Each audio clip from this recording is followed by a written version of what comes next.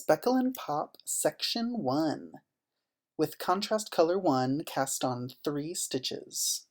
This can be any contrast color that you want to start with. Now slide all 3 stitches onto your left needle and knit those 3 stitches. Repeat this 84 more times. Slip 3 to left needle and knit 3. We're always looking at the same side, slipping and knitting those 3 stitches to create a long I-cord tube.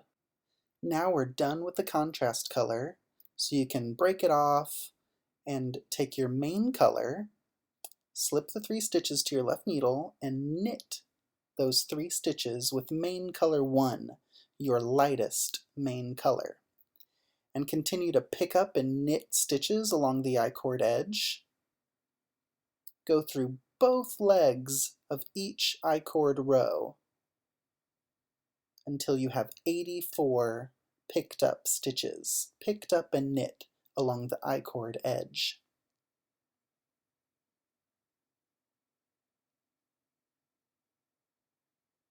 After you get all 84 stitches, turn to work the wrong side row, pick up and knit 3 stitches from the I-cord cast on edge. Pick up and knit 1, dive in to pick up and knit a second strand. These can be any 3 strands of yarn, I'm not picky. You can get the 3rd one right here, that's a little strand, or you could get that big guy right there.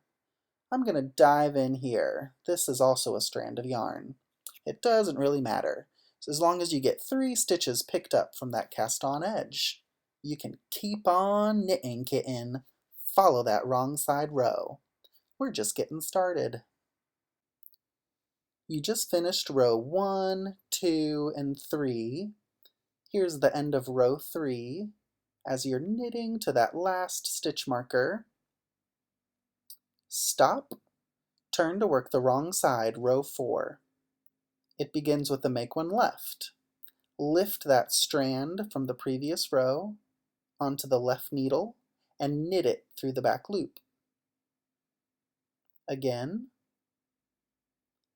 that yarn over strand from the previous row, you want to lift it so the left needle goes into the front and knit, twist it through the back loop for a make one left, and continue to knit 17.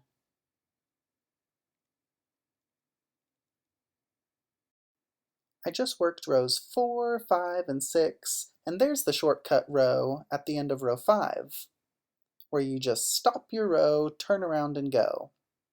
Here's one more shortcut row at the end of row 7, knit to the marker, turn around, and here's that make one left one more time.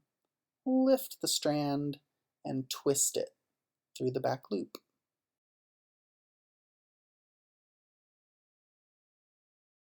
There should be 5 garter ridges after completing rows 1 through 8. And here was our first shortcut row. There are fewer garter ridges down here. That's the second shortcut row at the decreases, and our most recent shortcut row at the other yarn over space. Drop the main color and join the next contrast color to knit the first stitch of row 9. Double up the contrast color. We're going to work a few stitches doubling the contrast color. Right there, slip, slip, knit with both strands of the contrast color. This will prevent us from having to weave in so many ends later. Work a few more stitches, and then you can drop that short tail of the contrast color and continue working with the 1 strand. I'm approaching the first stitch marker of row 9. 1 stitch before the marker. You can slip it onto the right needle because we're going to knit that stitch together with a picked up stitch from 2 garter ridges below. Pick up a stitch right there. You could get the little leg next to it or the garter bump. I like to go in between to get that little guy right there. Knit it together with that last stitch. So that will tighten that short row gap. Yarn over, slip marker, yarn over, continue with row 9. Row 9, I'm knitting 22 stitches and then knit 2 together, slip the marker. Now we're going to knit 1 while closing the gap. First, pick up that garter bump from the bottom and knit that picked up stitch together with the next stitch. So that's knit 1 while closing the gap. Knit 1 more and pass the first stitch over for your decrease. I'll show that one more time with my right hand. Knit 1 while closing the gap. With the left needle, pick up that garter bump from the bottom, knit it together with the next stitch, knit 1, pass the first stitch over for your decrease, and continue to knit row 9.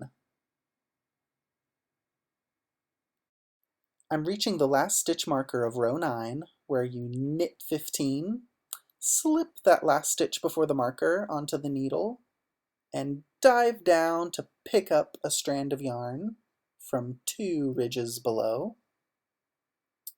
Right there, knit that picked up strand together with the last stitch. And that's going to help tighten that short row space. Yarn over, slip marker, yarn over, finish row 9.